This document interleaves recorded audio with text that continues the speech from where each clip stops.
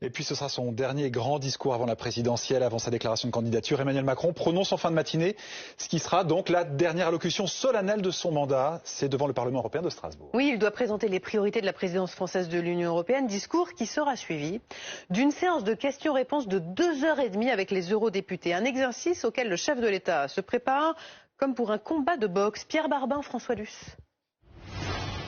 Devant les 705 députés européens, le président de la République s'exprimera d'abord pendant une vingtaine de minutes. Puis viendra le temps de l'échange d'ordinaire exclusivement européen, mais cette fois-ci aux allures de débat présidentiel. Il y a des eurodéputés français qui attendent Emmanuel Macron au tournant, des membres du RN comme Jordan Bardella, même des candidats à l'élection présidentielle comme Yannick Jadot.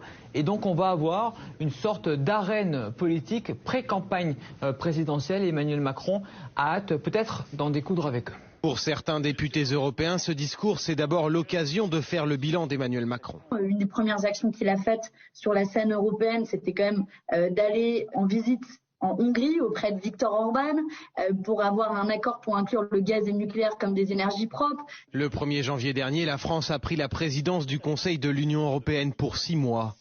L'opposition estime que ce discours est une rampe de lancement pour Emmanuel Macron à moins de 3 mois du premier tour de l'élection présidentielle. Ce qu'il faut, c'est donner un souffle, mais cette présidence française, elle est déjà mort-née parce qu'elle est en pleine campagne présidentielle et que donc elle aura une visée plus politique que pragmatique et programmatique. Dans ce contexte, les soutiens d'Emmanuel Macron assument le fait de se servir de cette période pour préparer la future campagne présidentielle. Plus de 300 000 tracts vont être distribués avec un message politique clair: changer l'Europe pour faire avancer la France.